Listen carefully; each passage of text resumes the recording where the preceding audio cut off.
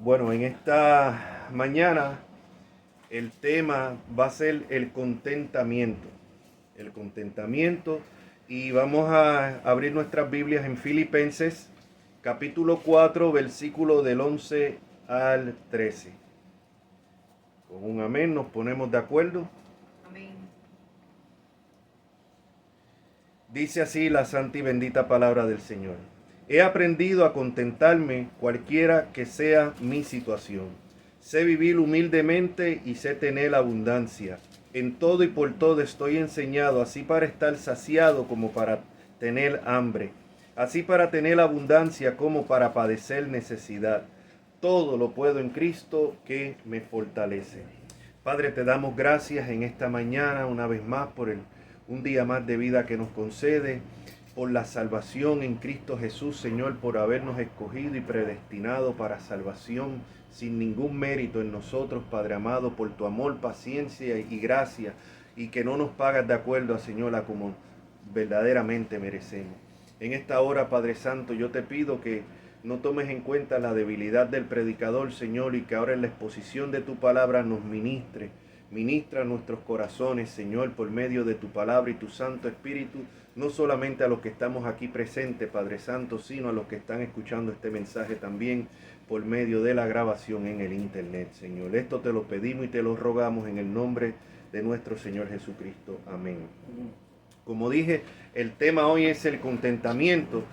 Y es un tema que siempre que uno predica, no solamente le predica a los demás, sino que se predica a uno así, a uno mismo, ¿no? En esta ocasión yo creo que yo me voy a estar predicando más a mí mismo que a los demás. Como dije, el tema es el contentamiento y está en Filipenses 4 y dice, como leímos la palabra del Señor, dice el apóstol Pablo, he aprendido a contentarme cualquiera que sea mi situación. Yo he estado leyendo también un muy bueno este folleto que se puede obtener en Faro de Gracia en el internet, que se llama El Contentamiento, escrito por varios puritanos. Y aquí dice uno de ellos, aquí les doy la cita, Jeremías Burroughs, un puritano. Él dice, el contentamiento cristiano es aquel estado del espíritu lleno de gracia, aquietado, interior y dulce, que se somete libremente a Dios y se deleita en lo que Él dispone, paternal y sabiamente en cada circunstancia. Dice también más abajo, no solo debe la lengua guardar silencio, esto en medio de las situaciones que enfrentamos, ¿no? No solo no solo debe la lengua guardar silencio, tiene que hacerlo también el alma. Muchos pueden guardar silencio conteniéndose de exteriorizar el descontento que bulle por dentro. Esto indica un desorden complicado y gran perversidad en sus corazones. A pesar de su silencio exterior, Dios oye el quejoso e irritado lenguaje del alma. O sea, cuando tal vez no nos quejamos de nuestra situación, tal vez no nos estamos quejando en la situación que nos encontramos, lo que estamos pasando, pero Dios que mira, no lo hacemos exteriormente, pero Dios que mira dentro de nuestros corazones ve el espíritu querelloso que hay, inconforme y a lo mejor hasta molesto con Dios. No lo decimos con nuestros labios, y a lo mejor ni siquiera, a lo mejor podemos ser tan buenos actores que no lo demos a demostrar en nuestro rostro, pero Dios que mira el corazón ve cuál es, que verdaderamente estamos inconformes y que estamos descontentos. Ahora les voy a leer también otro del hermano J.C. Riley, un predicador del siglo XIX. Y él dice, consideremos ahora con qué fuerza debiera grabarse en nuestra conciencia el estar contentos con todo lo que tenéis ahora. No con las cosas que tenían antes, no con las cosas que esperan tener, sino con las cosas que tienen ahora. Con tales cosas, sean las que fueren, hemos de contentarnos. con la casa que tenemos, con nuestra posición, nuestra salud, nuestros ingresos, nuestro trabajo, nuestra circunstancia. Contentarnos es ser ricos y pudientes. Rico es el hombre que nada quiere aparte de lo que tiene y que no quiere más.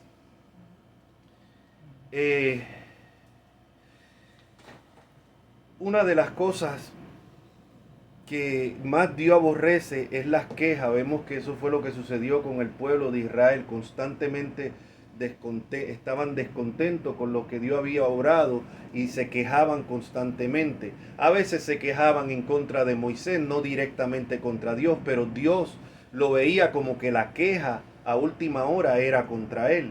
Y por esa incredulidad fue que quedaron la mayoría postrados en el desierto. Aquí el apóstol Pablo nos dice que he aprendido a contentarme. Conste que el contentamiento en cualquier situación no es algo natural de nosotros. No es algo natural. O sea, lo natural en nosotros es estar descontentos, siempre querer más de lo que tenemos. Y aquí no estamos hablando de que que las personas no quieran superarse. No, esto no confundamos una cosa con la otra.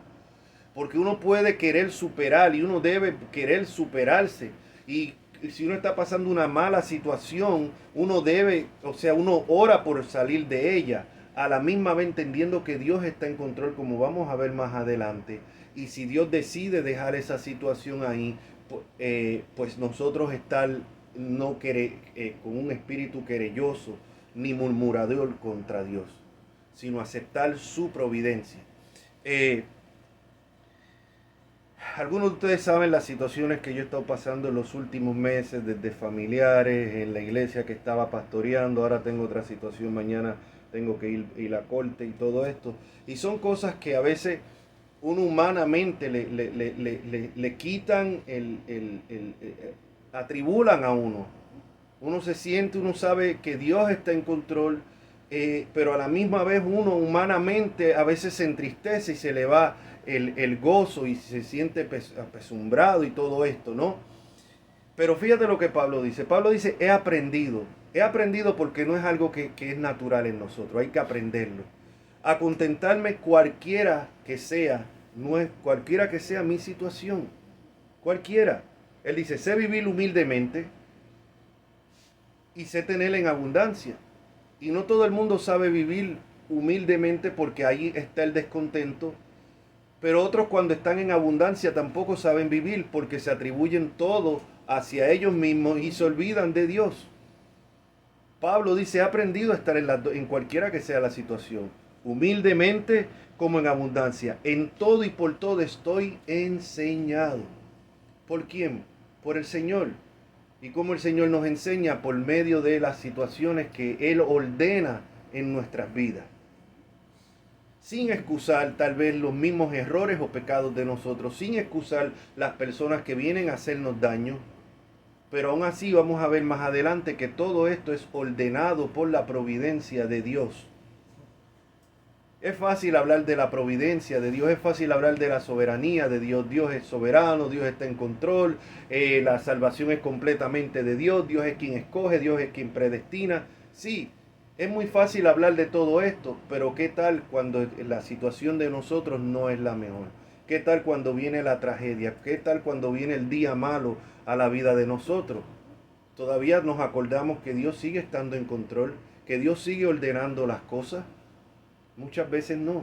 Muchas veces tenemos una teología aquí solamente para discutir, para entrar en debates en Facebook y defender la doctrina de la soberanía de Dios y en la salvación y todo, pero a la hora de la práctica, cuando viene verdaderamente la prueba en nuestras vidas, ahí se nos olvida que Dios es soberano. Ahí se nos olvida que es Dios quien ordena las cosas. Por eso Pablo sigue diciendo que he aprendido, estoy enseñado así para estar saciado como para tener hambre. Hoy en día para esta secta, porque tengo que decirlo, para esta secta del evangelio de la prosperidad, pues le dirían a Pablo, no, es que tú no puedes aceptar que tengas hambre o que vivir humildemente porque eres hijo de un rey, tienes que tener riqueza. Pablo obviamente no pensaba así. Pablo había sido enseñado a saber vivir humildemente, inclusive a pasar hambre, la cual sí él pasó. Y no era porque no tuviera fe. Así para tener abundancia como para padecer necesidad. Todo lo puedo en Cristo que me fortalece. Y ese es el contexto de todo lo puedo en Cristo que me fortalece. O sea, saber aceptar la soberanía de Dios en todas las áreas de nuestras vidas. En Hebreos capítulo 13, versículo 5, dicen, sean vuestras costumbres sin avaricia, contentos con lo que tenéis ahora. Es un mandato, no es un consejo, es un mandato que tenemos que estar contentos. El contentamiento del cristiano. Contento con lo que tenéis ahora, porque Él dijo, no te desampararé ni te dejaré. Así que sea cual sea la situación que estemos pasando, tenemos la esperanza de que el Señor no nos ha abandonado, aunque a nosotros nos parezca así. Que el Señor no nos ha desamparado, aunque a nosotros en el momento nos parezca así, porque no podemos ver más allá. Ahora, vamos a ver los pasos que tenemos que dar para ese contentamiento. Pasos que tenemos que dar para ese contentamiento, porque como dije, no es natural en nosotros. Lo natural en nosotros es siempre estar inconforme. Y esto lo alimentan la sociedad de nosotros. Por ejemplo, tú ves los anuncios en la tele, que es lo que te dicen, no te conformes con esto porque cuando puedes tener un carro así. No te conformes con esta casa cuando puedes tener una casa así. No te conformes, o sea, siempre sembrando ese descontento en nosotros y que aspiremos a más. A que no estemos contentos con lo que tenemos. O sea, y vuelvo y aclaro, esto no es en contra de uno quererse superar. Sí, debemos de querer superarnos siempre con los métodos que Dios ha dado. Y si Dios no lo permite, a la misma vez entender que esa es su voluntad. El primer paso que nosotros tenemos que entender es que no merecemos nada bueno. Romanos capítulo 12, versículo 3 dice, digo pues por la gracia que me es dada a cada cual que está entre vosotros, que no tenga más alto concepto de sí que el que debe tener. El problema con nosotros es que nosotros tenemos un concepto muy alto de nosotros mismos. Y nosotros siempre creemos que nos merecemos algo mejor. Es normal ver uno las personas en las redes sociales, en las mismas películas. No, es que yo me merezco algo mejor. No, es que yo me merezco esto. Pero de acuerdo a la Biblia, lo único que nosotros nos merecemos es el infierno. Como dice aquí, le quiero leer aquí otro de este hermano Riley. Él dice, hay que despojarse del orgullo y ser consciente de lo que realmente merece para ser agradecido en cualquier condición en que se encuentre. Si el hombre realmente comprendiera que no merece nada y que cada día es deudor de la misericordia de Dios, dejaría de quejarse. Quizás digas que cargas tantas cruces, pruebas y dificultades que te es imposible tener contentamiento. Respondo que te conviene recordar tu ignorancia. ¿Sabes mejor que Dios lo que es bueno para ti? ¿Eres tú más sabio que Él? Las cosas que anhelas podían arruinar tu alma. Las cosas que perdiste podrían haberte envenenado. Recuerda a Raquel que anhelaba tener hijos, los tuvo y murió, como vemos en Génesis 31 y 35, 16 al 19. Lot quería vivir cerca de Sodoma y todos sus bienes se quemaron. Aléjese de esas cosas que hacen naufragar su corazón. Dice, deberíamos hacer de los textos y las promesas de la Biblia nuestro refugio en el tiempo de aflicción y la fuente de consuelo de nuestra alma. Cuando San Pablo quería enfatizar una gracia y recomendar un deber, citaba un texto. Cuando tú y yo queremos dar razón a nuestra esperanza o cuando sentimos que necesitamos fuerzas y consuelos, tenemos que recurrir a nuestra Biblia y tratar de encontrar los textos adecuados. Eso es algo que yo he estado bien metido. De hecho, esta prédica que estoy trayendo en esta mañana es de mi propio estudio personal, porque he estado bien metido en esto, lo que es la providencia de Dios y lo que es el contentamiento. Como dije, unas pruebas que uno ha estado pasando últimamente, y a veces en la carne no es fácil, y uno se puede, como leímos ahorita, inclusive tal vez no decir palabras en contra de Dios o en queja contra Dios, pero en el fondo sí sentirse irritado y sentirse como abandonado por Dios, o por qué Dios permite estas cosas que vengan a la vida de uno. Y el primer paso que tenemos que ver, como dijimos primeramente, es que Dios ha prometido no abandonarnos, aunque parezca así. Aunque parezca que Dios nos ha abandonado, no. Vemos en su palabra que Él dice, no te desampararé ni te dejaré. Eso es una promesa. El próximo paso es ver realmente lo que nosotros merecemos, para poder nosotros apreciar la gracia. Gracia es favor inmerecido, y la misericordia de Dios.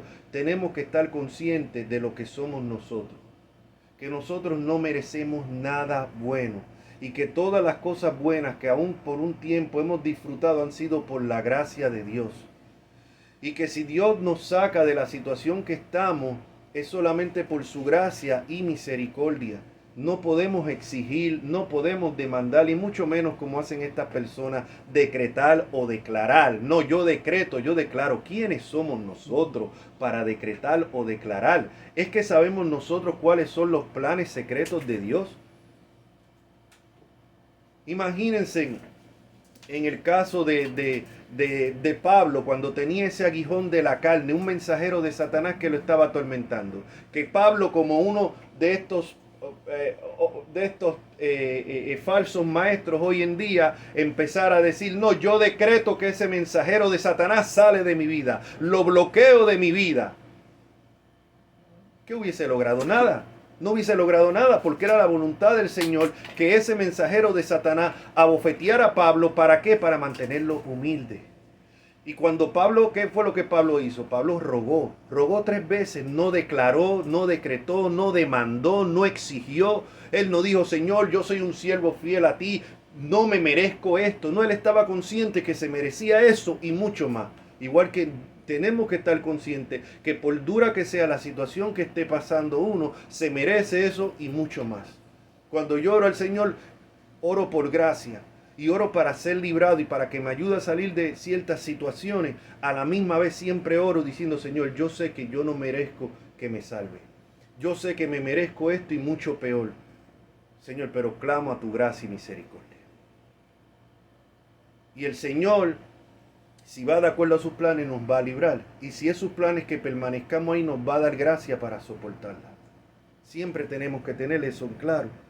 Pero como dije, el primer paso es saber que nosotros, el problema es que tenemos un concepto más alto de nosotros que el que debemos tener, y creemos que no merecemos algo mejor. Si Dios no fuera a pagar lo que nosotros merecemos, estaríamos todos en el infierno hace rato.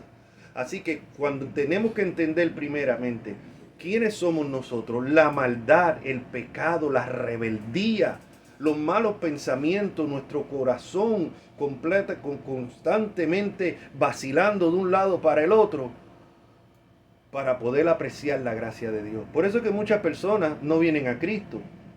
Cuando tú le hablas del Evangelio, lo primero que dicen es que yo no soy pecador, yo no soy un drogadicto, yo no soy un asesino, yo no le hago mal a nadie, yo soy una buena persona. Ya estas personas tienen un concepto de sí mismo más alto que el que debe tener, porque la Biblia dice que no hay nadie bueno sino uno solo, Dios. Y el único sin pecado fue Cristo. Dice, por cuanto todos han pecado, están todos destituidos de la gloria de Dios. Entonces vemos que las personas, claro, una persona así no recibe las buenas nuevas de salvación, porque primeramente no se ve como pecador, así que no entiende por qué tiene que humillarse a Cristo y arrepentirse y pedir perdón por sus pecados, porque no se ve como pecador. Y hay muchas personas así dentro de la religión tradicional católica romana, pero aún dentro de las mismas iglesias protestantes y evangélicas. O sea, personas que no se ven en sí como pecadoras. Solamente cuando reconocemos nuestra situación, lo malo y perverso que somos una máquina de continua maldad, es que podemos apreciar la gracia de Dios. El primer paso es ir a Jesucristo en arrepentimiento y fe. Y una vez que estamos en Cristo, es saber que aún las cosas buenas que tenemos o que hemos disfrutado son por gracia inmerecida. Si tuvimos salud por un tiempo y ya no la tenemos, tenemos que dar gracias a Dios por el tiempo que tuvimos la salud. Si tuvimos bienes y ya no los tenemos, tenemos que dar gracias a Dios por el tiempo que los tuvimos. No significa que uno vaya a estar contento perdiendo sus bienes o perdiendo su salud, que uno va a estar, aleluya, qué bueno que perdí mi casa. No, pero a la misma vez entender que Dios está en control. Y reconocer, o sea, someterse a la voluntad de Dios. No es fácil, esto es más fácil predicarlo. Por eso yo dije que yo hoy específicamente me estoy predicando a mí más que a nadie. Por las situaciones que he estado pasando. Me estoy predicando más que a nadie.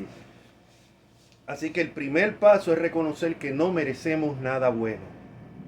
Que no merecemos nada bueno. De esa manera, las cosas buenas que vengan a nuestra vida las vamos a apreciar. Pero si siempre pensamos que merecemos algo mejor, nunca vamos a estar conformes con lo que Dios nos dé. El segundo paso es ver y entender que todo es ordenado por Dios. Todo es ordenado por Dios.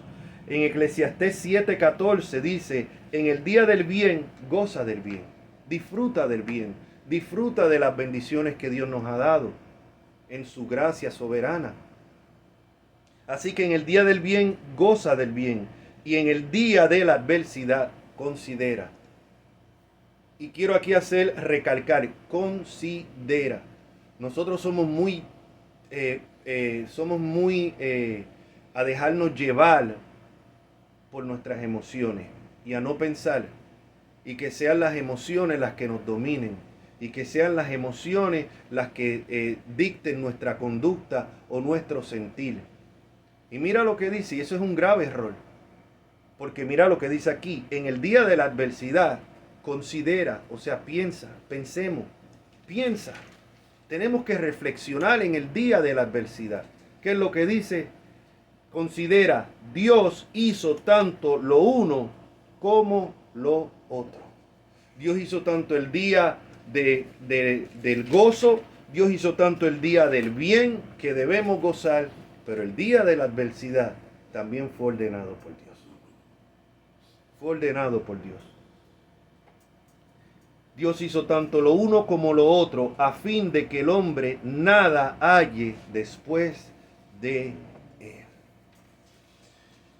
Cuando nosotros consideramos que cada uno, o sea, que el Dios soberano, así como creemos muchos de nosotros, que nos consideramos reformados o calvinistas, como quieran llamarle, en fin, lo que somos cristianos bíblicos. Pero a veces nos gusta hablar mucho del tema de la soberanía de Dios, especialmente en lo que es referente a la salvación y todo esto. Pero tenemos que ver, como dijo Jesús, que un pajarillo no cae del cielo a la tierra si no es por la voluntad de Dios. Que cada detalle, cada paso, cada cosa en nuestra vida ha sido ordenada por Dios. Cada cosa, esto no quita la responsabilidad humana, esto no quita la responsabilidad tal vez de las personas que vienen a hacernos daño, pero a la misma vez no pueden hacernos daño si Dios no lo permite y lo ordena. Y tal vez en ese daño que nos están haciendo, Dios está obrando algo en nosotros. Siempre tiene un propósito en todo lo que sucede. Mire lo que dice aquí en Lamentaciones, capítulo 3, versículo 37 al 39. ¿Quién será aquel que diga que sucedió algo que el Señor no mandó? ¿Quién se atreve?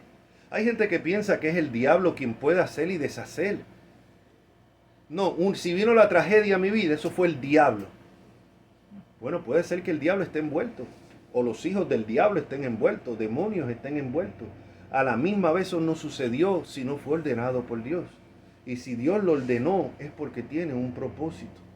Entonces nuestro deber siempre debe reconocer que no merecemos nada bueno, reconocer que todo es ordenado por Dios. Muchas veces vemos la mano de Dios en asuntos que decimos, wow, o sea, es que esto tuvo que ser Dios quien obró aquí.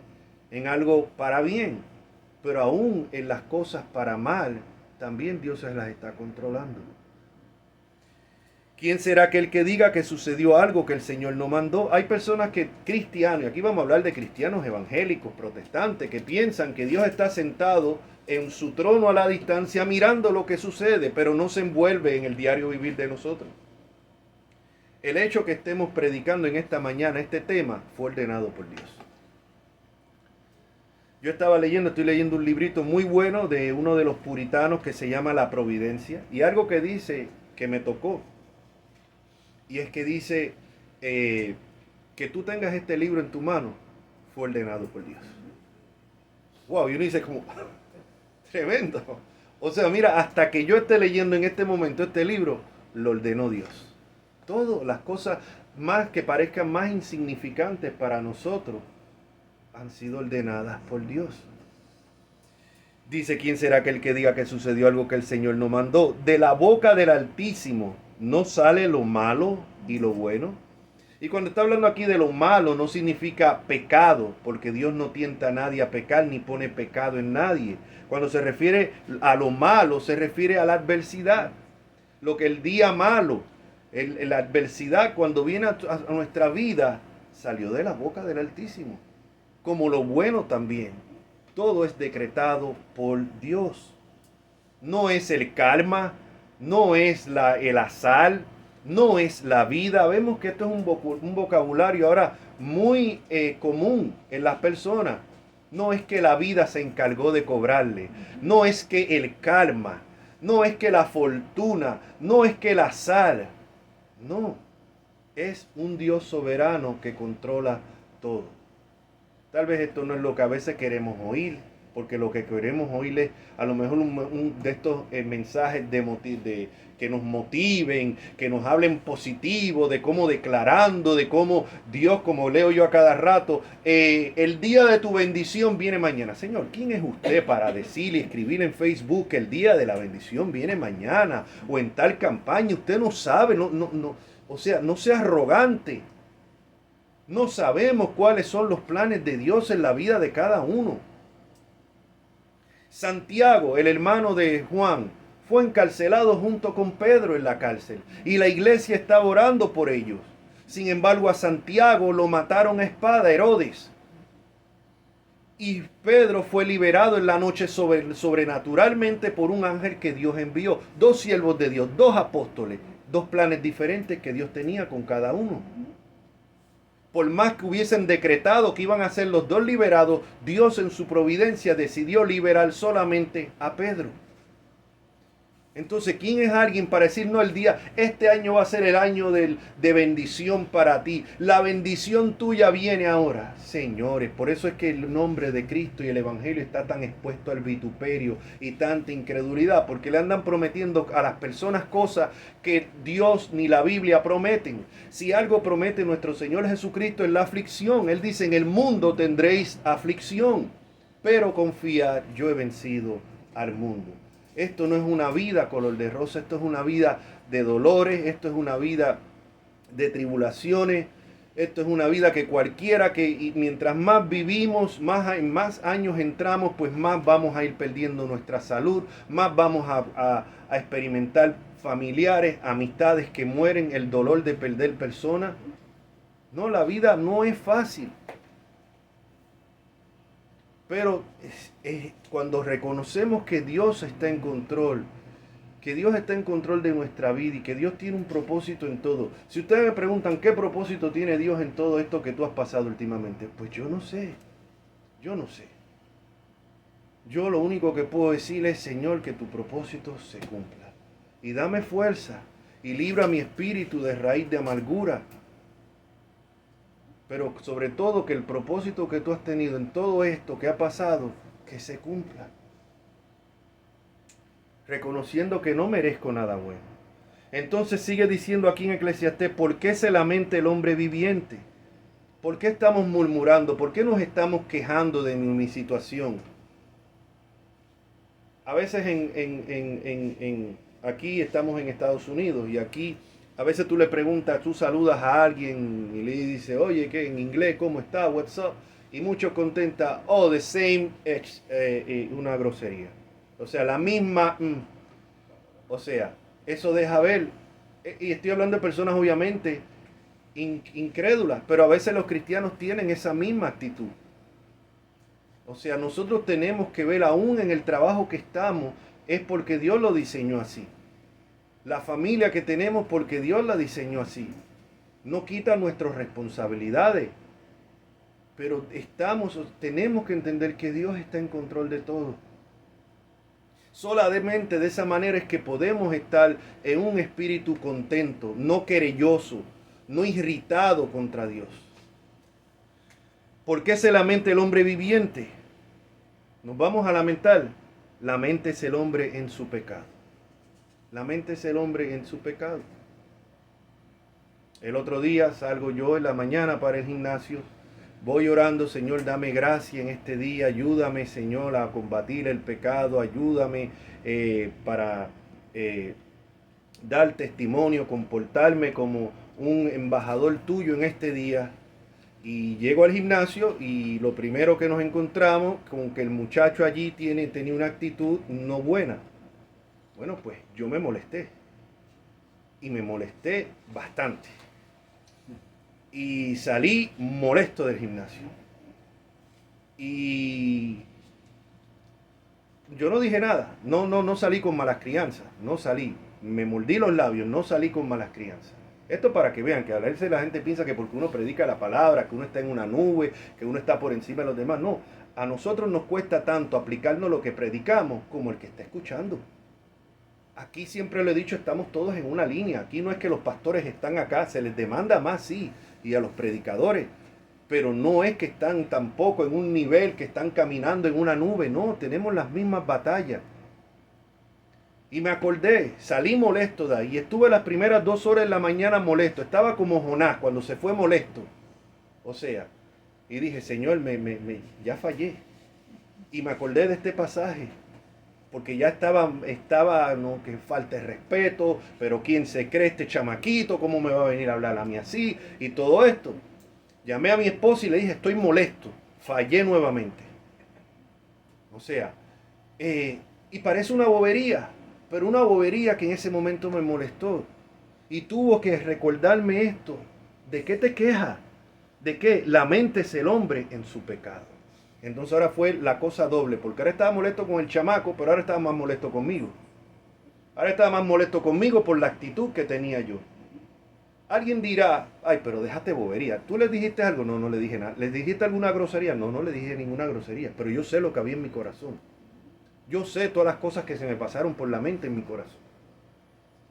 O sea, yo sé y dije, aquí está el orgullo de nuevo, porque claro, ¿por qué me molestó tanto? Pero ¿cómo se atreve a hablarme a mí así? O sea, el orgullo. Mi hermano, es que estamos en una batalla constante. Y después ahí sigo pensando, digo, bueno, pues es que ves que tú te mereces que te pasen las cosas. Es que a lo mejor Dios te está castigando a ti porque tú no cambias. ¿Ves? Y claro, y después también estaba leyendo yo en este libro de la Providencia, de que escribió este puritano, que no se trata, a veces vemos también la situación, bueno, es que Dios me está castigando. Yo pensé eso en ese momento. No necesariamente. Dios está trabajando con nosotros. Dios está trabajando con nosotros. Y esa mañana yo estaba orando, Señor, dame gracias para combatir el pecado. Señor, ayúdame a comportarme como un embajador tuyo. Y cuando el Señor me pone ahí la oportunidad de hacerlo, pues no, ahí me molesto. Así somos, mi hermano. Así somos. Es triste decirlo, pero así somos. Cada cual cojea de algo diferente. A lo mejor para una persona no es el orgullo, a lo mejor no es el carácter, el mal carácter, pero de todos cojeamos de algo. Y ahí es que podemos ver, en vez de entonces estar como que ahí ya me llevó, de que yo estaba orando por la situación que estoy pasando, ya me llevó a estar humillándome, pidiendo perdón y sintiéndome malísimo, porque sí sé lo que había en mi corazón. Porque sí sé cómo me sentía. Alguien diría, si tú le dices a una persona incrédula, dice, no es para tanto. Si no, oye, pues somos humanos, cualquiera se molesta. O peor aún, que uno mismo le excusa, bueno, es que no hay nadie perfecto. Pues yo por lo menos no le dije nada. No, Dios miró mi corazón, que estaba rebelde. Ah, bueno, pero hay quien peor. Mira aquel, que aquel sí que vino y le dijo 4 cosas y hasta un bofetón le tiró. No, es que yo no tengo que compararme con él. Yo tengo que compararme cómo hubiese hecho Cristo en esa situación. Que lo escupieron, lo abofetearon, lo insultaron y no respondió. ¿Ves? Entonces, si nos vamos a lamentar, no nos lamentemos contra la providencia de Dios por la situación, vamos a lamentarnos por nuestro pecado y entendamos que no merecemos nada bueno. Escudriñemos nuestros caminos y busquemos y volvámonos a Jehová. Levantemos nuestros corazones y manos en los cielos. Así que vemos primero ver que no merecemos nada bueno. Eso nos va a ayudar a apreciar cada vez que veamos la mano de Dios en nuestras vidas. Nos libre o no nos libre. Porque si nos libra, lo apreciamos de verdad. Y si no nos libra, entendemos que pudiéramos estar peor, porque no merecemos todavía estar en peor condición, que es el infierno. Entender que Dios todo lo controla, que nada ocurre en nuestra vida si no ha sido ordenado por Dios. También tener las promesas. Teniendo eso claro, las promesas, Romanos 8:28 dice, y sabemos que a los que aman a Dios, todas las cosas les ayuda a bien. Mi hermano, estos versículos es importante que los marquemos, los memoricemos, los tengamos pendientes, porque cuando nos vemos en estas situaciones, como vimos aquí, leímos, es necesario que vayamos a buscar aliento en la palabra de Dios. No es ir a buscar al supuesto profeta de la iglesia, porque como no quieres estudiar la palabra de Dios, pues ahora vas donde el supuesto profeta para que te profetice lo que tú quieres escuchar. Y que te diga, hijo mío, Dios me ha dicho que la bendición tuya viene ahora. Sí, es lo que pasa. Esto está pasando, sí, en montones de iglesias, mayormente iglesias de línea pentecostal, carismática, pero hasta en algunas bautistas se ha colado esto. O sea, entonces tenemos que ir a la palabra. A la palabra. Entonces, ¿cuál es la promesa que tenemos? No tenemos promesa de que no, mañana Dios te va a librar. No es que la bendición viene para ti mañana. No, tenemos la promesa que sea lo que sea que estemos pasando en este momento, dice que va a obrar para bien. Porque dice todas las cosas. No dice las cosas buenas, pero las que tú consideras malas. No, todas las cosas. Todas las cosas.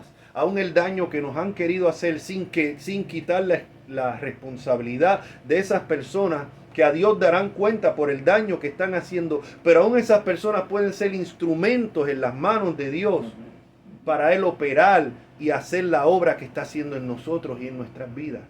Aún nuestro propio pecado, aún nuestras propias caídas no escapan la providencia de Dios. Y sabemos, tenemos que pensar, mi hermano, en la situación que nos encontremos no pueden ser las emociones las que nos dominen. Tenemos que pensar, como vimos primero, considera, piensa. Y ahora sabemos, para saber tienes que pensar. Y sabemos que a los que aman a Dios, esta promesa es para los que aman a Dios, no es para todo el mundo. Si tú estás en Cristo, tú amas a Dios. Esta promesa es para los creyentes.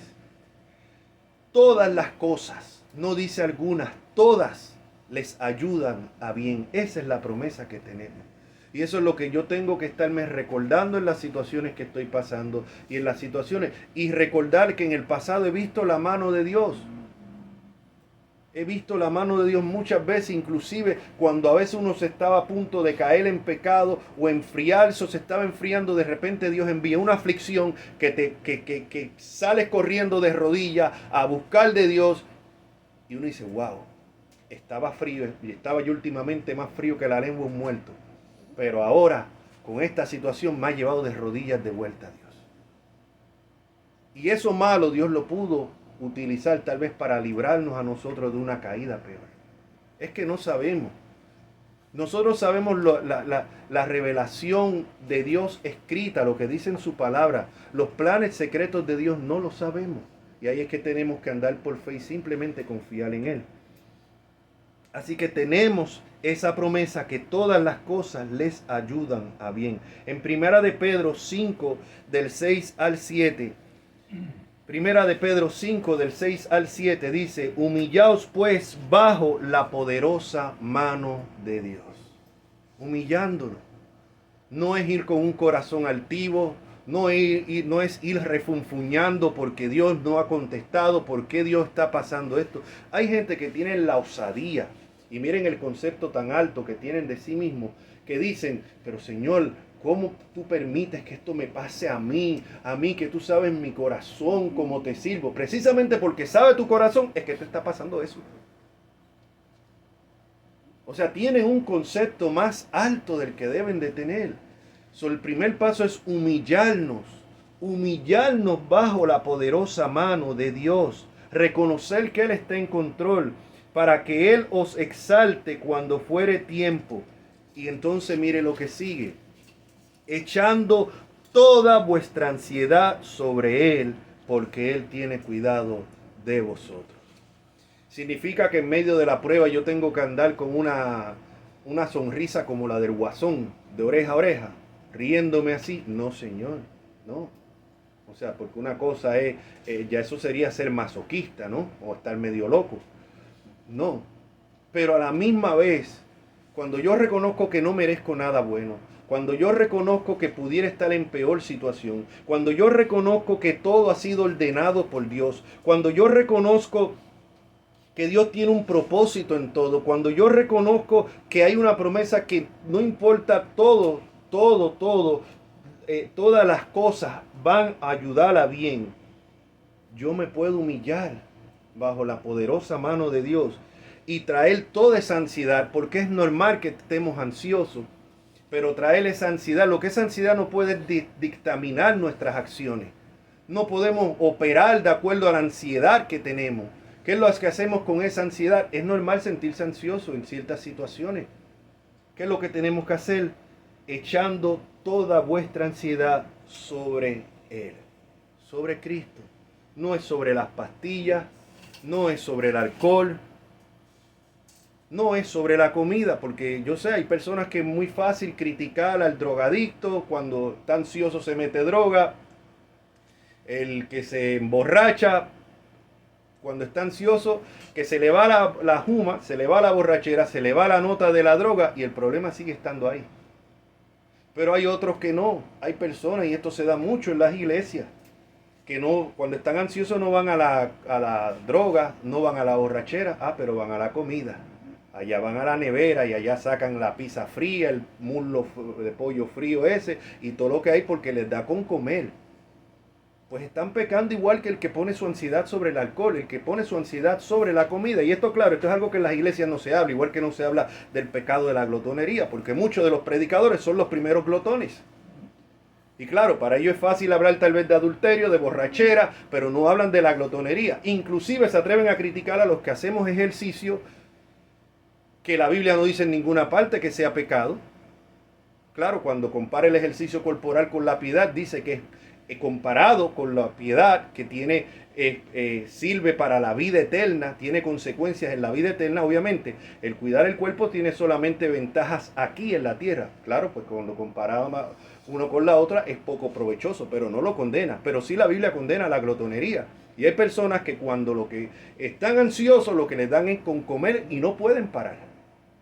Pues no es sobre la comida, lo cual es pecado, no es sobre el alcohol, no es sobre las drogas, es sobre Cristo. Entonces, para esa paz y para ese contentamiento, entendiendo ya las primeras cosas, entendiendo la promesa que hay, es echar toda nuestra ansiedad sobre Cristo. Y eso lo hacemos por medio de la oración. La mejor arma que tenemos es la oración. Yo reconozco que por muchos años yo siempre fui muy dado al estudio de la palabra, pero muy flojo en la oración.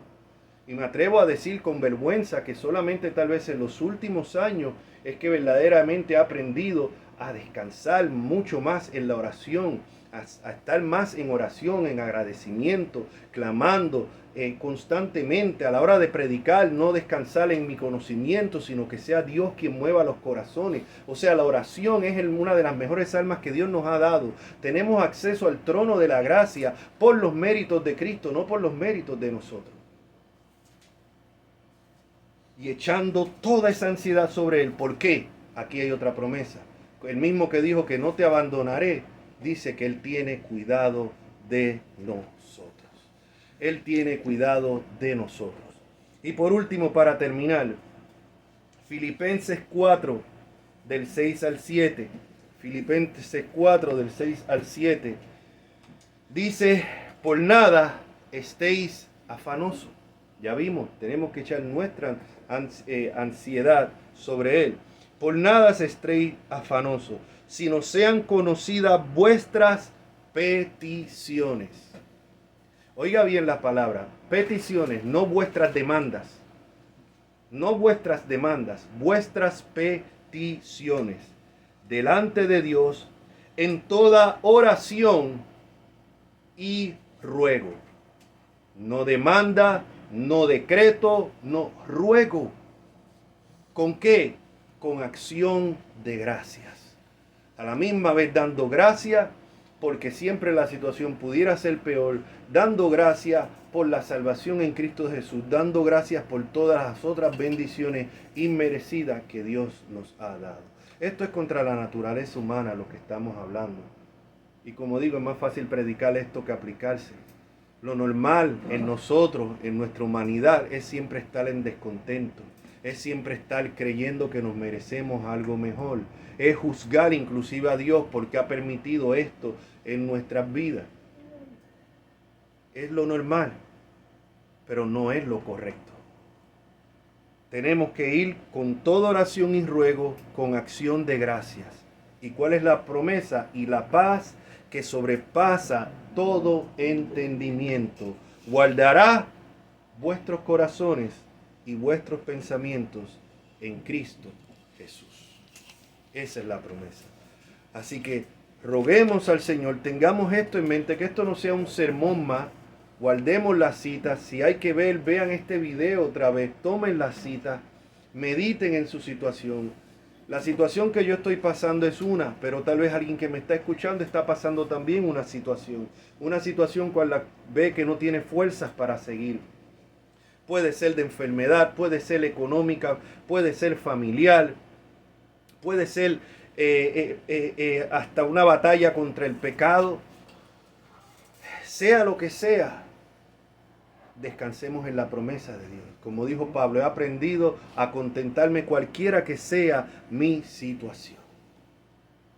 Pero para hacer esto tenemos que, primeramente, pensar que no merecemos nada bueno, que todo lo que recibamos bueno es pura gracia y misericordia.